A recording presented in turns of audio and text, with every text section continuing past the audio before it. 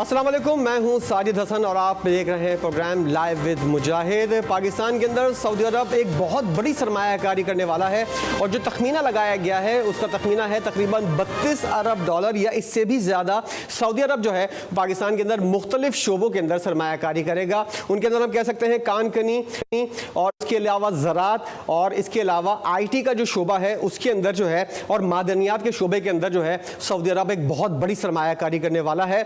और इसके लिए जो मुआहदे हुए हैं उनके ऊपर दस्तखत हुए हैं। वज़ीर आज़म शहबाज शरीफ 25 या 26 तारीख को सऊदी अरब का दौरा करेंगे और कुछ 2 या 3 महीने के बाद सऊदी वली अहद भी पाकिस्तान आएंगे और ये सिलसिला जो है वो आने वाले दिनों के अंदर हम कह सकते हैं कि चलता रहेगा और सरमायाकारी आती रहेगी। क्या पाकिस्तान की मईशत इस सरमायाकारी से और दीगर जो ममालिक सरमायाकारी करेंगे उससे मईशत संभल सकती है? और IMF के जो शिकंजे से निकलने वाला पाकिस्तान का एक प्लान है, क्या उसके लिए ये सरमायाकारी अहमियत की हामिल है? और क्या उस प्लान से के ऊपर अमल दरामद करने के लिए पाकिस्तान को सरमायाकारी की इतनी ही अशद ज़रूरत है जितनी कि इस वक्त की जा रही है? इस पर हम बात करेंगे प्रोग्राम के पहले हिस्से में। और प्रोग्राम के दूसरे हिस्से के अंदर हम कुछ बात करेंगे। कराची में डकैतों का राज है और शहरियों का कोई पुरसाने हाल नहीं है, इस पर भी बात करेंगे। और आखिरी हिस्से में कराची में गवर्नर सिंध की तब्दीली के हवाले से कुछ बड़ी खबरें गर्दिश कर रही हैं। क्या सूरत हाल हो सकती है और कौन गवर्नर आ रहा है सिंध के अंदर, इसके ऊपर भी बात करेंगे प्रोग्राम के तीसरे हिस्से पर। लेकिन सबसे पहले सऊदी अरब की सरमायाकारी के ऊपर बात करेंगे और इसके लिए हमारे साथ मौजूद हैं शाहिद अली हबीब साहब, CEO हैं आरिफ हबीब ग्रुप्स के, और इनके अलावा खुसूसी मतीन हैदर साहब भी मौजूद होंगे, इस प्रोग्राम का हिस्सा होंगे और वो बताएंगे कि सऊदी अरब का जो 100 रुकनी वफ़द पाकिस्तान आया था कहाँ कहाँ उन्होंने टाइम गुजारा, कौन कौन से शोबों के अंदर सरमायाकारी के हवाले से ज़्यादा दिलचस्पी का मुजाहरा किया और ये दौरा उनकी नज़र में किस हद तक कामयाब रहा। सबसे पहले बात करेंगे शाहिद अली हबीब साहब से। शाहिद साहब, बहुत शुक्रिया आपने वक्त निकाला प्रोग्राम के लिए। जो इक़दाम पाकिस्तानी हुकूमत की जानिब से किए जा रहे हैं, सिंसियरिटी का मुजाहरा किया जा रहा है। सऊदी अरब की जानिब से भी हमने देखा कि 100 रुकनी वफ़द आया और उनकी जानिब से भी वली अहद की जानिब से भी दौरा जो है वो 2 से 3 माह के अंदर पाकिस्तान का दौरा मुतवक्के है। जो लाइन पाकिस्तान ने ली है और जो तसलसल के साथ जो काम किया जा रहा है मईशत की बेहतरी के लिए, आप समझते हैं कि ये बिल्कुल सही डायरेक्शन है, पाकिस्तान सही समत में आगे बढ़ रहा है? जी साजिद साहब, बिल्कुल बहुत ही ज़बरदस्त, बहुत ही पॉजिटिव डेवलपमेंट हुई है और ये पाकिस्तान को इन्वेस्टमेंट की अशद ज़रूरत है। और ये जो प्राइम मिनिस्टर का विज़िट था और इसके बाद 1.5-2 हफ्ते के अंदर ही इनका हाई पावर डेलीगेशन आ गया है जिसमें सारे ही इम्पोर्टेंट मिनिस्ट्रीज़ जो है वो यहाँ पे हैं। और इतना हाई पावर डेलीगेशन बहुत ही कम पाकिस्तान में कभी आता है, जिसमें minister of water and agriculture हो, इंफॉर्मेशन टेक्नोलॉजी भी हो, इंडस्ट्री भी हो, इन्वेस्टमेंट भी हो, और इसके अलावा जो है वो मिनिस्ट्री ऑफ एनर्जी भी हो और पब्लिक इन्वेस्टमेंट फ़ंड का भी मिनिस्टर हो। और इसके अलावा जैसे आपने कहा कि 100 रुकनी वफ़द है, तो ये high power delegation along with की मिनिस्ट्रीज़, इनका विज़िट होना और इकोनॉमिक अपॉर्चुनिटीज़ के ऊपर, पाकिस्तान में इन्वेस्टमेंट अपॉर्चुनिटीज़ के ऊपर डिस्कस करना, ये बहुत ही इम्पोर्टेंट पाकिस्तान के लिए है।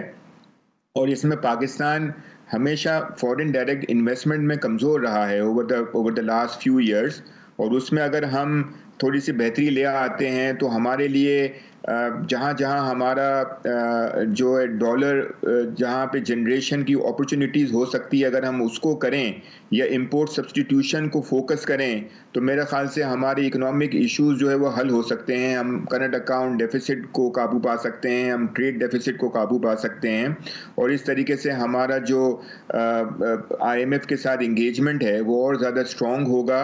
और जो IMF की तरफ से हमें माइलस्टोन दिए जाते हैं और जो टारगेट्स दिए जाते हैं, हम उसको अचीव करने में बड़ी आसानी से जो है वो उसको अचीव कर सकते हैं उन टारगेट्स को। तो मेरे ख्याल से तो पाकिस्तान में अपॉर्चुनिटीज़ बहुत ज़्यादा है हर सेक्टर में। जो है वो माइनिंग में अपॉर्चुनिटीज़ बहुत ज़्यादा हैं, रिकोटिक की अपॉर्चुनिटी जिस तरीके से बैरिक गोल्ड और दूसरे जो है वो कर रहे हैं, और उसमें सऊदी का इंटरेस्ट भी है। एग्रीकल्चर में बहुत ज़बरदस्त अपॉर्चुनिटीज़ हैं, IT में अपॉर्चुनिटीज़ हैं, रियल इस्टेट में हैं, और इसके अलावा मैं तो कहूँगा कि कैपिटल मार्केट में भी अपॉर्चुनिटीज़ हैं कि तो वहाँ पे भी खता कलामी इन्वेस्टमेंट। की माजरत, इससे आपने जैसे कि अभी बात करते हुए कहा कि एक बड़ी सरमायाकारी आने वाली है पाकिस्तान के अंदर, इसी यही सूरत हाल थी। मियां नवाज शरीफ की हुकूमत थी और कहा जा रहा था कि चीन के वज़ीर आज़म पाकिस्तान आएंगे और तकरीबन $40 अरब की सरमायाकारी के हवाले से आपको याद होगा मुआहदे हुए थे, दस्तखत हुए थे और वज़ीर आज़म नवाज शरीफ उस वक्त के गए थे चीन का दौरा करने और चीन के सदर जो हैं उन्होंने भी पाकिस्तान के साथ सरमायाकारी की यकीन दहानी भी करवाई थी। लेकिन उस वक्त भी यही वाली बातें हो रही थी, IMF को लात मार देंगे, पाकिस्तान के अंदर बहुत सारे मौके हैं, ऐसे शोबे हैं जिनके अंदर चीन सरमायाकारी करेगा, दूध और शहद की नहरें बहने लगेंगी। क्या हुआ? आज 25-26% के ऊपर पाकिस्तान की महंगाई है और कहा यह जा रहा है कि महंगाई की शरह जो है ये बतदरीज नीचे आएगी। लेकिन वो जो वादे हुए थे, क्या गारंटी है कि ये जो सरमायाकारी हो रही है सऊदी अरब की, इसका हाल भी चीन जैसा नहीं होगा? इस हवाले से क्या लाहे अमल बनाया गया है? देखिए, हम अगर अपने हाउस को इन ऑर्डर कर लें और हम जो की इश्यूज़ हैं उसको अगर हम काबू पा लें, जो हमारे स्ट्रक्चरल रिफॉर्म्स हैं उनके ऊपर हम करें और IMF को लात मारने वाली बात ना करें, बिकॉज़ उनके बगैर होगा नहीं। बिकॉज़ हमारी जो डेट रीपेमेंट की जो रिक्वायरमेंट्स हैं ओवर द नेक्स्ट 2-3 ईयर्स, वो हमें अफोर्ड नहीं करता कि हम IMF के साथ हमारी रिलेशनशिप को ख़राब करें। हमें उनके साथ रहना है। और बाय द वे, जो भी फ्रेंडली कंट्रीज़ हैं हमारी, not only Saudi Arab but other countries including China, UAE, ये सब, कतर, ये सब हमें चाहते हैं कि हम IMF के साथ अपना रिलेशनशिप स्ट्रॉन्ग रखें, बिकॉज़ वो हमारी ड्यू डिलिजेंस नहीं कर सकते, वो हमारी इकोनॉमिक रोड मैप को देख नहीं सकते, वो IMF का ही नोट लेते हैं। और हमें और ये ज़ाहिर है एक इन्वेस्टर्स जो होते हैं वो अपने रिटर्न्स को भी मद्देनज़र रखते हैं। वो जब तक इनको कॉन्फिडेंस नहीं आएगा कि हम अपने इकोनॉमिक इश्यूज़ को खुद हैंडल कर रहे हैं और ख़ुद काबू पा रहे हैं, उनको कॉन्फिडेंस नहीं आएगा। और जब तक कॉन्फिडेंस नहीं आएगा तब तक उनकी इन्वेस्टमेंट नहीं आएगी। तो IMF को तो हम कभी भी हमें अपने रिलेशनशिप को बहुत ही स्ट्रॉन्ग रखनी है। और बाय द वे, जो उनकी टारगेट्स हैं और जो इनकी रिक्वायरमेंट्स हैं वो हमारे मुल्क के लिए बहुत ही अच्छे हैं। For example, state own enterprises को जो है वो उसको प्राइवेटाइज़ करना, और इसके अलावा जो हम किसी तरीके से हमारे एनर्जी सेक्टर रिफॉर्म्स हो जाएं ताकि हमारा अक्यूमुलेशन ऑफ सर्कुलर डेट ना हो। तो ये सारी चीज़ें बहुत ही इंपॉर्टेंट है। और मुझे उम्मीद है कि अगर हम इस रोड मैप पे अगर हम चलते गए और हमने IMF के साथ भी अच्छा रिलेशनशिप रखा और उनकी गाइडलाइंस के मुताबिक, और हमें भी पता है हमारी इश्यूज़ क्या हैं, उसको अगर हमने हल किया, और माशाल्लाह से फाइनेंस मिनिस्ट्री भी जो है बड़ी स्ट्रॉन्ग है और बड़े अच्छे प्रोफेशनल्स जो हैं वो फाइनेंस मिनिस्ट्री का हिस्सा हैं, जिससे हमें कभी उम्मीद है कि वो जिस तरीके से उनकी रिलेशनशिप्स हैं इंटरनेशनल कम्युनिटी के साथ, औरंगज़ेब साहब की जो माशाल्लाह से एक क्रेडिबल नाम है, एक रिनाउंड फिगर है, जो कि इंटरनेशनल कम्युनिटी के साथ भी रिलेशनशिप इनकी है, इंटरनेशनल इन्वेस्टर्स के साथ है। तो मेरे ख़्याल से तो मुझे बहुत ही उम्मीद है और बहुत ही कॉन्फिडेंस है कि अगर हम फॉरेन डायरेक्ट इन्वेस्टमेंट भी साथ लेके आएँ और IMF की जो टारगेट्स हैं, IMF की गाइडलाइंस है स्ट्रक्चरल रिफॉर्म्स के ऊपर और प्राइवेटाइजेशन के ऊपर, वो अगर हम फॉलो करें तो मुझे तो लगता है कि बहुत ज़्यादा अपॉर्चुनिटीज़ हैं और हम लोग जो हैं वो बहुत ही आसानी से हैंडल कर सकते हैं। इतना ज़्यादा हमारा सीवियर इश्यूज़ नहीं है जो बहुत ज़्यादा नेगेटिव प्रोजेक्शंस जो हो जाती हैं। और शाहिद साहब, जैसा कि सूरत हाल ऐसी है कि आवाम का इंटरेस्ट जो है वो बनता हुआ नज़र नहीं आ रहा। आवाम का इंटरेस्ट है महंगाई कम हो, बेरोज़गारी कम हो, ये तमाम तर मसाइल जो आवाम जिनके अंदर जकड़ी हुई है, ये कब हल होते हुए नज़र आते हैं? सरमायाकारी सऊदी अरब की आ गई, चीन की आ जाएगी और दूसरे ममालिक भी सरमायाकारी कर देंगे। आवाम के जो मसाइल हैं ये कब हल होते हुए नज़र आते हैं? महंगाई कब कम होगी? और इस तरह बिजली की कीमतें जिस तरह आगे बढ़ रही हैं, इन सब से आवाम की जान कब छूटेगी ताकि वो भी खुलकर सांस ले सकें? सरमायाकारी तो होती रहेगी, दीगर चीज़ें भी ज़रूरी हैं। जी, आपने बिल्कुल सही कहा। देखें, इन्फ्लेशन तो आपको पता है कि 38% इन्फ्लेशन था कुछ महीनों पहले मंथली, और आज जो है वो 20.7 है, मतलब तकरीबन 20.5% के करीब आ गया है। और ये इंशाल्लाह जो है हर मंथली जो है वो कम होता हुआ आपको नज़र आएगा, बिकॉज़ हमारे बेस इफ़ेक्ट की वजह से हमें फ़ायदा होना शुरू होगा। और हम अगर 18-19% पे चले गए अगले 2-3 महीनों में और इसके बाद और फर्दर कम होता है तो हमारा डिस्काउंट रेट भी कम होना शुरू होगा। जब डिस्काउंट रेट कम होना शुरू होगा और इंटरेस्ट रेट हमारा, पॉलिसी रेट हमारा नीचे आएगा, तो हमारी इंडस्ट्रियल एक्टिविटी होना शुरू होगी। हमारे जो लोकल मैन्युफैक्चरर्स हैं, डोमेस्टिक मैन्युफैक्चरर्स हैं, जो कि लेवरेज ज़ाहिर है उन्होंने लिया हुआ होता है, उनके लिए एक वायबल हो जाएगा, और वो जब प्रोडक्टिविटी में लेके आएंगे तो ऑटोमेटिकली चीज़ें बेहतर होना शुरू होगी। आप एलएसएम में ग्रोथ देखना शुरू करेंगे, आप जीडीपी ग्रोथ देखना शुरू करेंगे, और इसके बाद एम्प्लॉयमेंट भी जनरेट होना शुरू हो जाएगी। एनर्जी के ऊपर तो हमने अच्छा खासा हमने सब्सिडीज़ को ख़त्म कर दिया है और पास ऑन कर दिया है।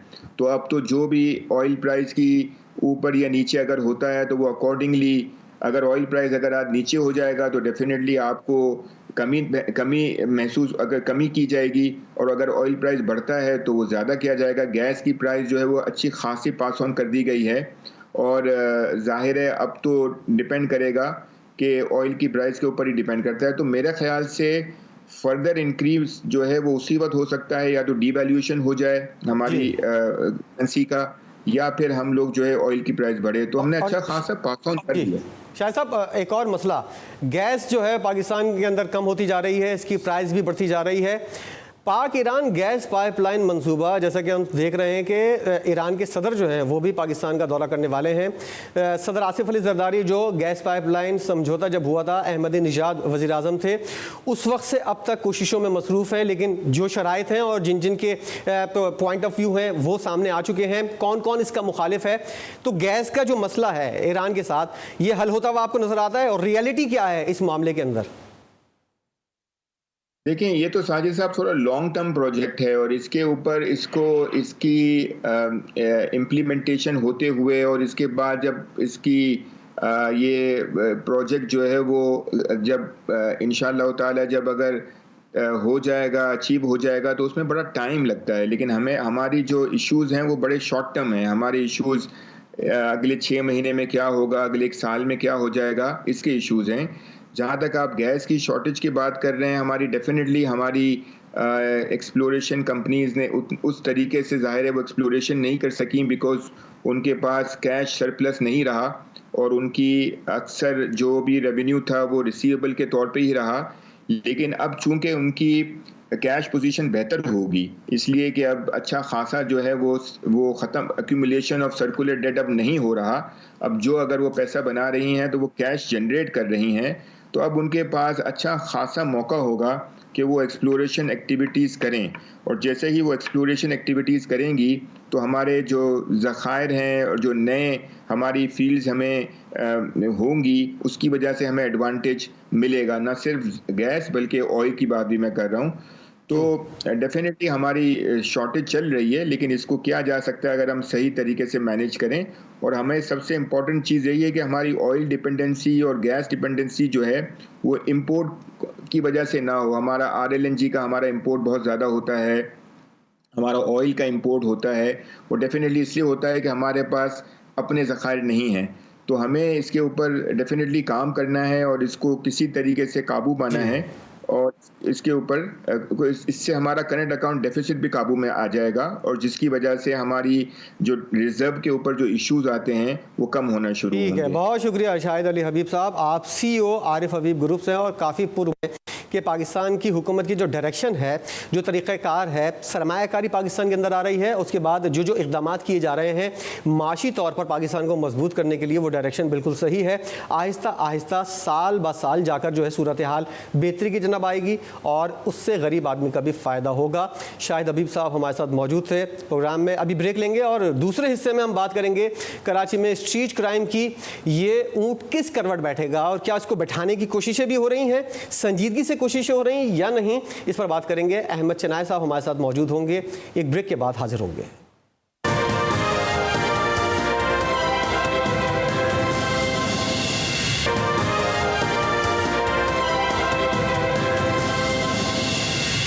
Welcome back. प्रोग्राम के इस हिस्से में हम बात करेंगे कराची में डकैतियों की वारदातों की। लोग मर रहे हैं डकैतियों की वारदातों के अंदर, छीना झपटी की वारदातों के अंदर, और पुलिस को और हुकूमत को किसी किस्म की कोई फिक्र नहीं है। अभी मैं एक फिगर पढ़ रहा था, उसके अंदर बताया गया था कि रवां साल जो है वो 55 अफराद डकैती मज़ाहमत पर कत्ल हुए हैं, और जो छीना झपटी की गई है उसमें 242 गाड़ियाँ और 12,000 तकरीबन मोटरसाइकिलें जो हैं ये छीनी गई हैं या फिर चोरी हुई हैं।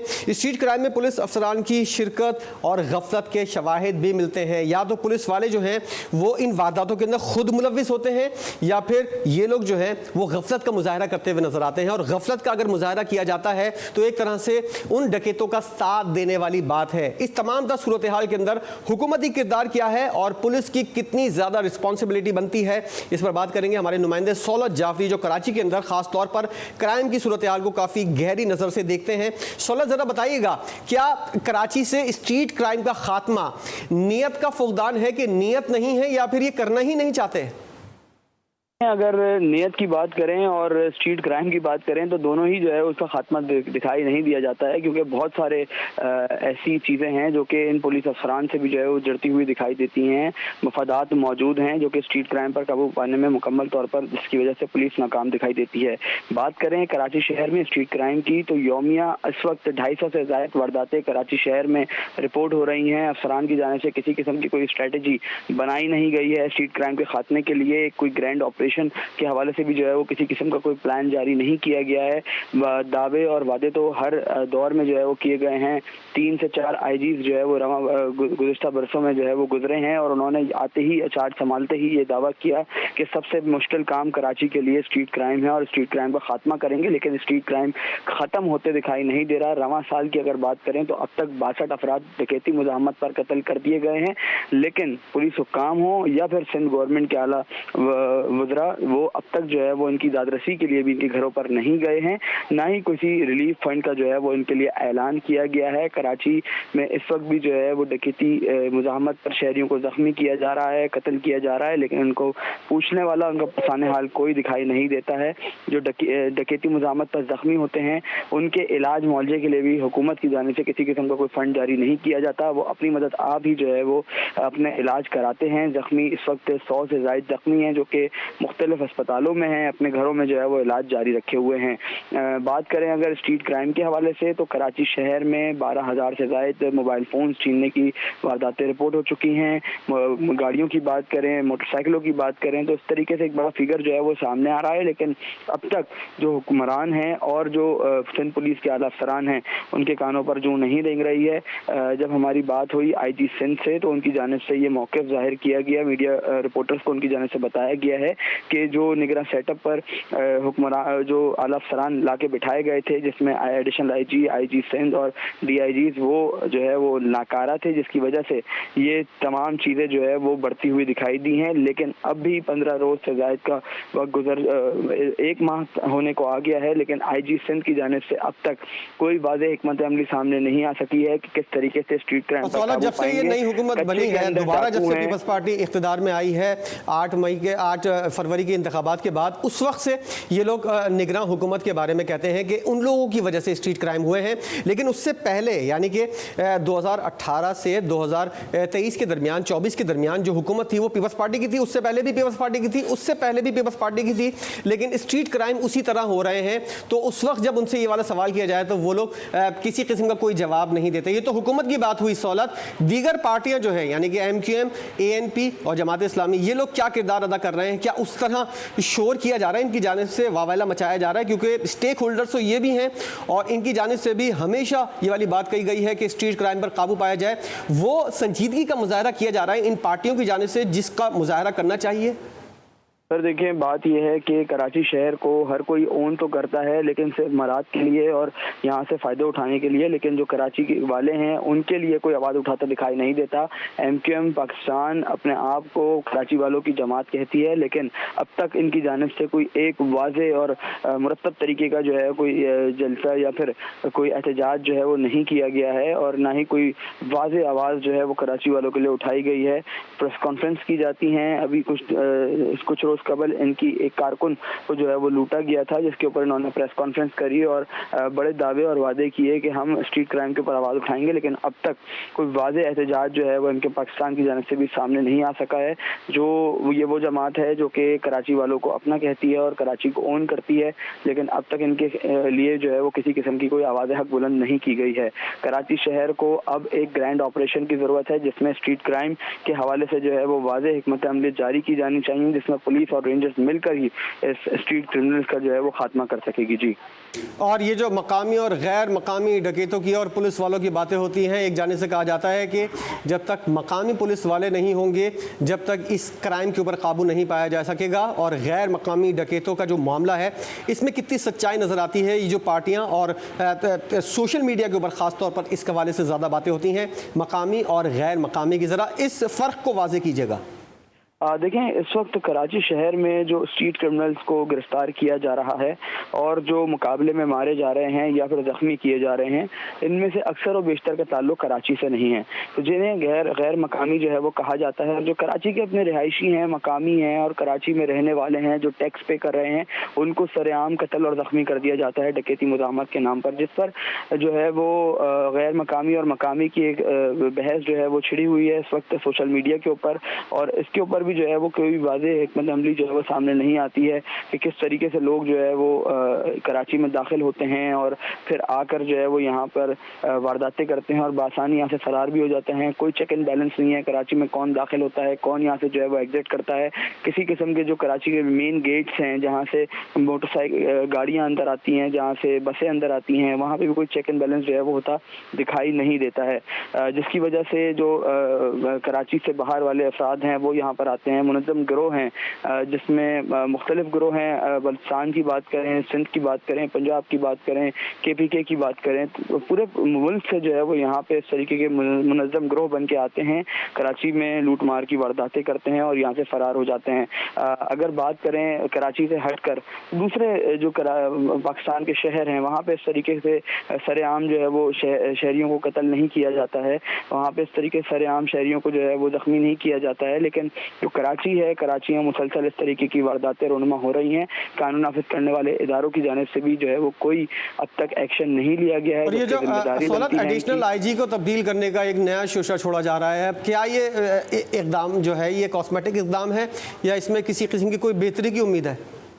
देखिए, सबसे पहले तो जो आला हुक्काम हैं, जो कमांडर हैं कराची के, उनको ही जो है वो सोचना चाहिए कि उनके लिए कि कम अज़ कम एक एडिशनल IG को साल से 2 साल तैनात रखा जाए ताकि वो एक वाज़े हिकमत अमली जारी कर सकें। अभी जब खादिम हुसैन रिंद एडिशनल IG कराची के फ़राइज़ अंजाम दे रहे थे इंटीरियम गवर्नमेंट के अंदर, तो उस दौरान हमने देखा कि स्ट्रीट क्राइम के अंदर जो है वो कमी को तो नहीं कहेंगे, लेकिन फिर भी काफ़ी हद तक जो है वो उस पर काबू पाया गया था। लेकिन फिर उसके बाद इमरान याकूब मिन्हास को जो है वो चार्ज दिया गया और आज इमरान याकूब मिन्हास के हवाले से भी जो है वो बातें गर्दिश कर रही हैं कि वो कराची में कराची पुलिस चीफ की हैसियत से काम करेंगे या नहीं करेंगे और जावेद आला मोडो को जो है वो यहाँ पे तैनात किया जाएगा। इस तरीके की बातें गर्दिश करने से जो है जो नीचे अफसरान होते हैं वो भी डीमोरलाइज होते हैं और जो SHOs होते हैं वो भी जो है वो उस चीज़ से डीमोरलाइज होकर काम जो है वो रोक देते हैं। इसी हवाले से मज़ीद भी बात करेंगे, आप साथ रहिएगा। अहमद चनाय साहब से हमारा राब्ता बहाल हुआ है। आप साबिक CPLC चीफ हैं और कराची के जो हालात हैं उसके ऊपर आपका भी पॉइंट ऑफ व्यू लेना चाहते हैं। अहमद चनाय साहब, जो सूरत हाल अभी हम डिस्कस कर रहे थे, कराची के अंदर एक बहस छिड़ी हुई है मकामी और गैर मकामी डकैतों की, इसके अंदर कितनी सच्चाई है और क्या आपको नज़र आता है, लगता है कि हुकूमत जो है वो नेक नियति के साथ कराची से स्ट्रीट क्राइम का खात्मा करना चाहती है और उसके लिए बिल्कुल वो जो भी इकदाम उठाने हैं वो उठा रही है और सही इकदाम उठा रही है, लेकिन ये क्राइम का जो जिन है ये काबू में नहीं आ पा रहा? आपको लगता है ऐसा? बहुत बहुत शुक्रिया। देखिए, मेरे नज़दीक मुकामी या गैर मुकामी कोई नहीं होता, हम सब पाकिस्तान के शहरी हैं। सिर्फ यही है कि मेरे नज़दीक जो है वो क्रिमिनल और नॉन क्रिमिनल, अगर क्रिमिनल है चाहे उसका ताल्लुक कहीं से भी हो, इस शहर से हो, इस शहर से बाहर से हो, हम उसको क्रिमिनल ही ट्रीट करते हैं। देखिए बात यह है कि यहाँ पर जब आप कहते हैं गैर मुकामी, तो मैं आपको ये यकीन दिलाता हूँ कि गैर मुकामी जो है वो यहाँ के मुकामी सपोर्ट के बगैर कोई वारदात नहीं कर सकता, और ये मुकामी सपोर्ट इनके साथ शामिल है तभी ये काम होता है। हमारी पुलिस इस बात को जो है वो काबू करने में नाकाम रही है कि स्ट्रीट क्राइम के जो क्रिमिनल्स हैं वो पकड़े नहीं जा रहे, और वो जो है वो धड़ाधड़ वारदातें कर रहे हैं। और सबसे बड़ी अहम बात इसमें ये है कि ये क्रिमिनल एलिमेंट है, ये सारे ड्रग्स के इन्फ्लुएंस में आते हैं, और जब ये थोड़ा सा भी रेजिस्टेंस कहीं से देखते हैं या नजर आते हैं तो ये फौरन जो है वो फायर खोल देते हैं और फिर चले जाते हैं। देखिए हमें इस बात को बड़ा हॉलिस्टिक व्यू में लेना होगा कि इन क्रिमिनल्स के पास सजा और जजा का कॉन्सेप्ट आना चाहिए। अनफॉर्चुनेटली सजा और जजा का कॉन्सेप्ट है नहीं, जिसकी वजह से इनकी हिम्मतें बढ़ जाती हैं, और इनको पता होता है कि अगर ये खुदा न खास्ता पकड़े भी गए तो बहुत आसानी से जमानत पे बाहर आ जाएंगे, छूट जाएंगे, लैक ऑफ एविडेंस होगा। तो ये बहुत सारी चीजें जो है वो हमने करनी है। कराची को हम सेफ सिटी प्रोजेक्ट का दर्जा देने की बात कर रहे थे, अनफॉर्चुनेटली आज तक हम उसमें कामयाब नहीं हो सके। सुना यह है कि अब इस पर बड़ा एक्टिवली काम हो रहा है और बहुत जल्द जो है वो सेफ सिटी प्रोजेक्ट को हम एक्टिवेट करेंगे। लेकिन मैं फिर ये कहता हूँ कि नामुकम्मल सेफ सिटी प्रोजेक्ट से बेहतर है कि थोड़ा लेट कर लें, मुकम्मल तरीके से पूरे सेफ सिटी प्रोजेक्ट को लॉन्च करें। साथ में बैकअप यूनिट जरूर होनी चाहिए, वरना अगर बैकअप यूनिट नहीं है और क्राइम हो रहा है और हमने देख तो लिया कि किसने क्राइम किया, लेकिन हम उसको मौके वारदात से पकड़ने में नाकाम रहे और फिर वही सजा और जजा का अमल शुरू हो जाएगा कि वो कोर्ट से बरी हो जाएंगे अगर पकड़े भी जाते हैं तो हमें इसमें मैं समझता हूँ तमाम स्टेक होल्डर्स को बिठाना चाहिए, साथ बैठकर एक जामे मुफस्सल प्रोग्राम बनाना चाहिए। तो अहमद चना साहब, किसकी जिम्मेदारी बनती है? ये हुकूमत की जिम्मेदारी बनती है ना? हुकूमत 2008 से लेकर अब तक पीपल्स पार्टी की है। गवर्नमेंट को इसमें लीड लेनी चाहिए और सिंध गवर्नमेंट को जो है वो इस बात को लेकर आगे बढ़ना चाहिए कि इसका हल क्या है और किस तरह हम इसको अप्रोच करेंगे। देखिए इसमें कोई मुज़ाकरा नहीं कि डिफरेंट स्टेक होल्डर्स बैठ जाएं, अपनी राय दे दें और फिर सिंध गवर्नमेंट एक फैसला करके इनके खिलाफ कार्रवाई शुरू करे। और पुलिस को किस हद तक रिफॉर्म करने की ज़रूरत है, पुलिस के इदारे को एज अ इदारा, क्योंकि उनके पास अगर वसाइल नहीं होंगे तो वो इस तरह की, अब जब पुलिस एहलकार कोई ज़ख्मी होता है उसके इलाज मुआवजे का, या कोई शहीद हो जाता है तो उसको जिस तरह कंपनसेट करना पड़ता है उस तरह भी कंपनसेट नहीं किया जाता। इन लोगों की हिम्मत उसी वक्त जवाब दे जाती है कि अगर खुदा न खास्ता उनके साथ खुद कुछ हो गया तो फिर इनके घर वाले जो हैं वो सफ़र करते हुए नजर आएंगे। तो ये भी एक बहुत बड़ा फैक्टर है। देखिए मैं इस बात का बड़ा फर्म बिलीवर हूँ कि जिस इलाके में भी वारदात होती है उस इलाके के थानेदार को ये पता होता है कि इसके इलाके में वारदात कौन लोग कर रहे हैं, आया वो उस इलाके के लोग हैं या बाहर के इलाके से लोग आए हुए हैं। सिर्फ और सिर्फ बात यह है कि उनकी जो CID नेटवर्क है उसको एक्टिवेट करने की जरूरत है। मैंने हमेशा इस बात के पर स्ट्रेस किया है कि जो स्पेशलाइज्ड विंग्स हमने बनाए हुए हैं 400, 500, 450, 400 की स्ट्रेंथ होती है, क्या ये 400 की स्ट्रेंथ 2.5 करोड़ आवाम के पीछे मैनेज हो सकती है? क्या 4,500 स्क्वायर किलोमीटर का जो एरिया है कराची का उस पर ये 400 लोग जो है वो काफ़ी हो सकते हैं? तो हमें इसका सिर्फ जवाब नफी में मिलेगा। मैं बारहा इस बात को कह चुका हूँ कि खुदारा ये जिम्मेदारी जो है वो इलाके के थाने को डालें, इलाके का थानादार जो है वो इसका रिस्पॉन्सिबल है और वो इनके खिलाफ एक्टिवेशन करे, उसकी एक मुफस्सल पॉलिसी बनाए। हमारा सेफ सिटी प्रोजेक्ट तो दूर की बात है, शॉर्ट टर्म में सबसे पहले ये मेजर ले लें तो मैं समझता हूँ बहुत सारे क्राइम से हमें निजात मिल जाएगी। और आप क्या समझते हैं, अदालत की जाने से जो मुल्जिमान को रिहाई मिल जाती है या जिस तरह के उनके केस जो है वो कमज़ोर बनाए जाते हैं, तो अदालत की भी बहुत बड़ी जिम्मेदारी बनती है कि वो सज़ा और जज़ा का जो आपने मामला उठाया था उसके अंदर भी किरदार अदा करे और इनको कैफर किरदार तक पहुँचाया जाए अगर कोई दहशतगर्द या कोई डकैत इस तरह की कार्रवाइयों में मुलविस पाया जाता है। देखिए मैं ये समझता हूँ कि अदालतें जो हैं वो अपना हक और इंसाफ का पूरा हक अदा करती हैं। वो किस तरह करती है मैं आपको समझा देता हूँ। प्राइमा फेसी जो केस मिलता है, प्रोसिक्यूटर जो केस बना के देता है, उस केस की बुनियाद पर जो है, जो आपने खुद सही फरमाया कि वो केस इतना कमज़ोर हो जाता है और उसमें एविडेंसेस नहीं होते, तो कोर्ट तो एविडेंस पे जाती है। कोर्ट के पास अगर एविडेंस नहीं है तो फिर मैं नहीं समझता कि कोर्ट जो है वो किसी मौके पर उसको सजा दे सके, और यही वजह है कि बरियत भी हो जाती है, जमानत भी हो जाती है और फिर यही लोग दोबारा वारदातें करते हैं। जी बहुत शुक्रिया। अरे हमारे साथ मौजूद है अहमद चनाय साहब, साबिक चीफ थे और कराची में जो रोज़मर्रा की वारदातें होती हैं इस हवाले से हमारे नुमाइंदे सौलत जाफरी हमें अपडेट कर रहे थे और बता रहे थे कि कहाँ कहाँ जो है वो बेहतरी की गुंजाइश मौजूद है। अभी एक ब्रेक लेंगे और उसके बाद प्रोग्राम के आखिरी सेगमेंट में हम बात करेंगे क्या गवर्नर सिंध की छुट्टी होने वाली है और कौन नया गवर्नर सिंध बनने वाला है। हमारे साथ रहिएगा।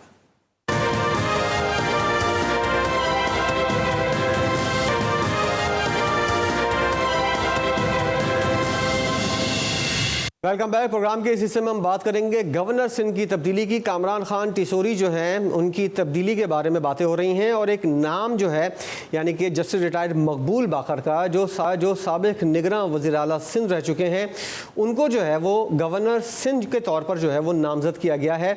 और कामरान खान टिसोरी को क्यों हटाया जा रहा है, नए गवर्नर को क्यों तैनात किया जा रहा है, इस बारे में बहुत सी बातें गर्दिश कर रही हैं। कुछ कह रहे हैं कि स्ट्रीट क्राइम की वजह से गवर्नर सिंध को तब्दील किया जा रहा है और कुछ कहते हैं कि पीपल्स पार्टी से कुछ तनाज़ात थे और जिसकी वजह से पीपल्स पार्टी कामरान खान टिसोरी की मुखालिफ हुई। क्या असल मामला है इसके ऊपर हम बात करेंगे। हमारे नुमाइंदे असगर अजीम हमारे साथ मौजूद हैं। असगर साहब बहुत शुक्रिया आपका। ज़रा बताइएगा क्या सूरत हाल है, क्यों तब्दील किया जा रहा है कामरान खान टिसोरी को और नया गवर्नर सिंध लाने की क्या वजूहात बनती हुई नजर आ रही हैं? बहुत शुक्रिया आपका। लेकिन सबसे पहले तो मैं ये क्लियर कर दूं कि जस्टिस मकबूल बाकर को नामजद नहीं किया गया है। उनका नाम जरूर सामने आया है, अब तक नामजदगी किसी की नहीं हुई है नए गवर्नर के लिए। और दूसरा, जो गवर्नर साहब को स्ट्रीट क्राइम की वजह से नहीं हटाया जा रहा, बल्कि स्ट्रीट क्राइम के हक में, आवाम के हक में और उसके स्ट्रीट क्राइम के अगेंस्ट आवाज बुलंद करने पर पीपल्स पार्टी के कुछ हल्के उनसे नाराज हैं। कुछ पीपल्स पार्टी की हुकूमत सूबाई हुकूमत बराह रास्त तनकीद करने पर कुछ पीपल्स पार्टी के कुछ हल्के उनसे नाराज हैं। उस नाराजगी के बाइस ये बातें हो रही हैं कि गवर्नर सिंध को तब्दील किया जा रहा है। एक बयान मेयर कराची के नाम से भी मनसूख किया गया था कि जो कहा गया था कि जी मेयर कराची ने कहा है कि जी ईद के बाद जो है इनको हटा दिया जाएगा, लेकिन अब तक ऐसी कोई सूरत वाज़ेह नहीं हुई है। ये जरूर है कि गवर्नर साहब ने आज वाज़ेह जवाब नहीं दिया अपनी तब्दीली के हवाले से। जब उनसे पूछा गया कि क्या आप जा रहे हैं तो उन्होंने इंतहाई मुख्तसर सा जवाब देते हुए कहा कि फिलहाल तो मैं 10 मिनट के बाद 8 वज़रा से हल्फ लेने जा रहा हूँ। गोया गवर्नर साहब खुद भी अपने बारे में वाज़ेह बयान नहीं कर रहे। और जहाँ तक नामजदगी का मामला है तो कई नाम इस वक्त गर्दिश कर रहे हैं, जिसमें जस्टिस मकबूल बाकर सबसे मजबूर उम्मीदवार हैं। और जस्टिस मकबूल बाकर जो है वो न सिर्फ इस्टेब्लिशमेंट के करीब है बल्कि वफाकी हुकूमत के इंतहाई अहम तरीन वफाकी वजीर से भी बहुत ज्यादा क्लोज है। और वो जराए बताते हैं कि जो निगरां वज़ीर आला सिंध ये बने थे तो इनकी नामजदगी भी उसी उनके दोस्त के थ्रू हुई थी और उन्हें निगरां वज़ीर आला बनाया गया था। और कहा यह जा रहा है कि वो वफाकी वजीर इतने ज्यादा बासर हैं कि वो जो चाहे पाकिस्तान में इस वक्त ओहदा ले सकते हैं। इसके साथ साथ जो दीगर नाम सामने आए उसमें खुशबत शुजात का नाम था। खुशबत शुजात का नाम MQM की जानिब से नहीं दिया गया, बल्कि ये नाम खुद पाकिस्तान पीपल्स पार्टी के हल्कों से सामने आया था, जिस पर सबको हैरत हुई थी। और तीसरा एक नाम और सामने आया है जो साबिक DG के लिए हैं और सेक्रेटरी ह्यूमन राइट्स भी रहे हैं। जब भी सेक्रेटरी ह्यूमन राइट्स थे बदर जमील महेंद्रो, तो इन पर करप्शन का बहुत बड़ा केस चल रहा था और एक दिन के अचानक जुमे वाले दिन ये गायब भी हो गए थे और रात गए ये बाजियाब हुए थे, जिस पर इन्होंने कहा था कि मुझे कुछ नामालूम लोग ले गए थे, उन्होंने पूछताछ की और मुझे छोड़ दिया। जबकि जो थाना लगता है इनको टिप्पू सुल्तान थाना, वहाँ के SHO औरंगजेब ने इनसे रब्ता किया और इनसे कहा था कि बयान रिकॉर्ड कराएं, तो इन्होंने कोई बयान रिकॉर्ड नहीं कराया था। उसके साथ एक नाम और बहुत ही अहम है और कहा यह जा रहा है कि ये भी उसी वफाकी वजीर के ताकतवर वजीर के बहुत ही करीब है जो कि MQM से इनका ताल्लुक है। और राना जो है वो जो ऑपोजिशन लीडर भी रही हैं वो, और कहा जा रहा है कि राना